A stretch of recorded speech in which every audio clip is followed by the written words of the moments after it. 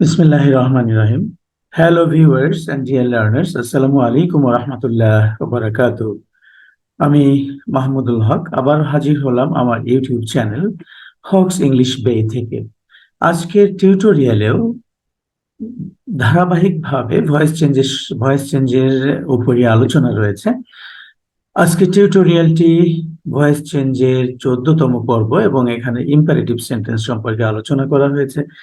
Imperative sentence সম্পর্কে 2টি বা 3টি টিউটোরিয়াল দিলেই হয়ে যাবে ইনশাআল্লাহ। এটি প্রথম টিউটোরিয়াল ইম্পারেটিভে।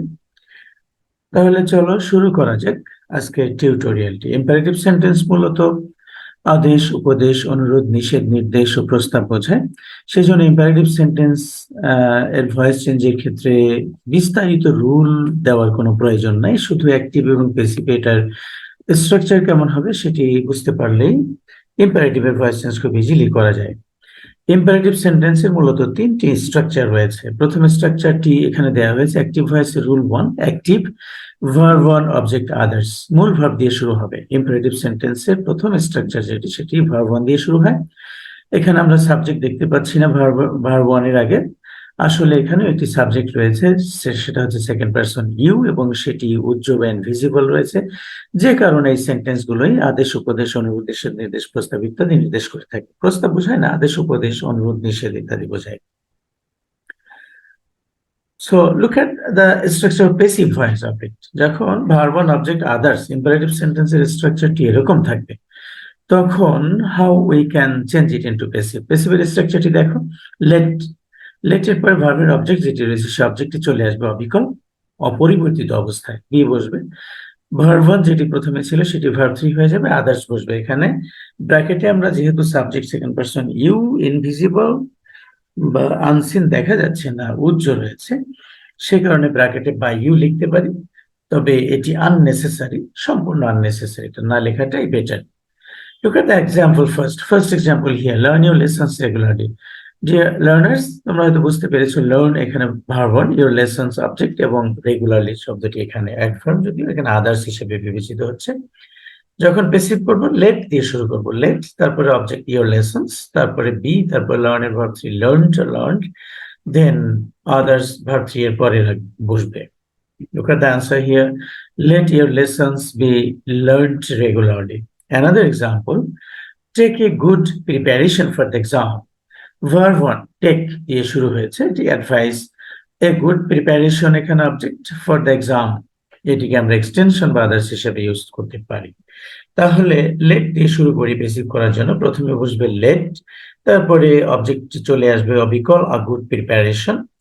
be বসবে verb take এর verb 3 from taken, then for the exam. Let a good preparation be taken for the exam. Drop the letter into the letter box. You can see the verb 1 here, drop, then object, the letter, then into the letter box. কোথায় ফেলবো, এটি একটি extension, অতিরিক্ত অংশ। ভার্বকে কি বা কাকে দ্বারা কোশ্চেন করলে আমরা অবজেক্টটাকে পাবো, তাহলে কি ফেলবো, দ্য লেটার, চিঠিটি। সুতরাং দ্য লেটার এখানে অবজেক্ট। লেট দিয়ে শুরু করি, লেট প্রথমে বসবে, তারপর অবজেক্টটি চলে আসবে the letter.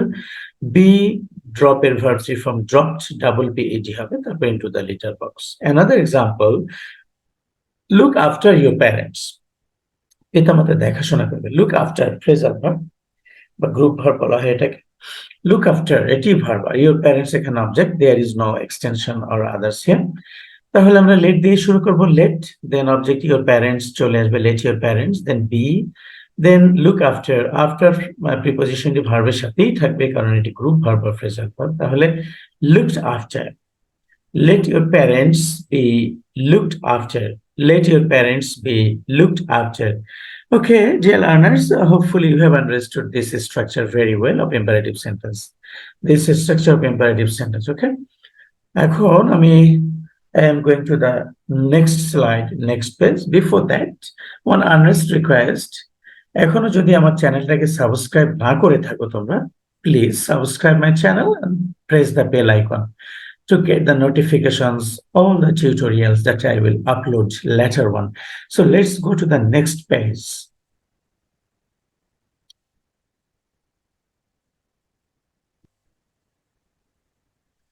Next structure is rule number 2, active voice. প্রিয় শিক্ষার্থীবৃন্দ, তোমরা এখানে দেখতে পাচ্ছ যে এটিও এখানে কোনো সাবজেক্ট দিয়ে শুরু হয়নি, এটি শুরু হয়েছে ডু নট বা ডোন্ট দ্বারা, তারপরে ভার্ব অন অবজেক্ট আদার্স। তার মানে ইম্পারেটিভ সেন্টেন্সের নেগেটিভ ফর্ম হচ্ছে এটা। ইম্পারেটিভ সেন্টেন্সের নেগেটিভ শুরু হবে ডু নট বা ডোন্ট দ্বারা, নেভার দ্বারাও শুরু হতে পারে। ডু নট বা ডোন্ট, তারপরে থাকবে ভার্ব অন, তারপরে অবজেক্ট, তারপরে আদার্স। তার মানে আগের স্ট্রাকচারের সাথে যে ডিফারেন্স রয়েছে, আগের স্ট্রাকচার সেম, শুধু আগে ডু নট বা ডোন্ট যুক্ত হয়েছে নেগেটিভ করার জন্য। So look at the structure of passive voice here. Let not, যেহেতু ইম্পারেটিভ সেন্টেন্সটি নেগেটিভ, লেট নট, তারপরে অবজেক্ট, তারপরে নট পরে আবার বি এর আগে ব্র্যাকেটে নট রাখা হয়েছে। তার মানে নট, এই নেগেটিভ অংশটা নটকে আমরা লেটের পরেও রাখতে পারি, যেখানে বি লিখবো তার আগেও, অর্থাৎ অবজেক্টের পরেও নটটাকে আমরা প্লেস করতে পারি। বি বসবে, ভার্ব থ্রি বসবে, আদার্স বসবে। As for examples, do not waste your time in idleness. অলসতার মধ্য দিয়ে সময়কে কাটিয়ে দিও না, নষ্ট করো না। তাহলে ডু নট দিয়ে শুরু হয়েছে, West verb on, your time object, in idleness others extension. So আমরা শুরু করব লেট নট দিয়ে। Look at the answer here. let not your time let not your time be wasted in idleness. আবার let your time not be wasted in idleness, তার মানে let এর পরে not না রেখে অবজেক্টের পরে নটটাকে আমরা প্লেস করতে পারি। Don't look down upon the poor, তোমরা নটটাকে যে কোনো একটা জায়গাতে রাখবে, আমি বোঝানোর জন্য দুটো জায়গায় রেখেছি। Don't look down upon the poor, look down আপন এখানে ভার্ব, দ্য পুয়ার এখানে অবজেক্ট, আর ডোন্ট প্রথমে বসছে। তাহলে লেট নট আর লেটেন্ট, সংক্ষিপ্ত আকারে যদি লিখতে চাও কন্ট্রাকশন ফর্মে লেটেন্ট, তাও লিখতে পারবে। লেট নট দ্য পুয়ার, আবার পরেও নট রাখা যায়, আমি আগেই রেখে দিয়েছি। Let not the poor be looked down upon, look down upon মানে ঘৃণা করা। ডু নট লাফ এট দ্য ডিসেবলড পিপল, অক্ষম লোকদের, শারীরিকভাবে প্রতিবন্ধী লোকদের বা অক্ষম লোকদের হাসি ঠাট্টা বা উপহাস করো না। Let not the disabled people, এখানে অবজেক্ট, কোন এক্সটেনশন নয়। Let not the disabled people be laughed at, অথবা let the disabled people not be laughed at. প্রথমে লেটের পরে নট রাখো, তাই ভালো হয়। Don't put off any work for tomorrow, put off verb, any work object, for tomorrow এখানে extension. So let not any work be put off for tomorrow. Another example, do not speak ill of others. Speak ill of others, কুৎসা করা, নিন্দা করা, অপরের সম্পর্কে খারাপ কথা বলা। তাহলে ill of others object here, speak এখানে মেইন ভার্ব, ডো নট প্রথমে রয়েছে। তাহলে আমরা কি করব, লেট নট, দেন অবজেক্ট চলে আসবে ill of others. Let not ill of others be spoken, let not ill of others be spoken.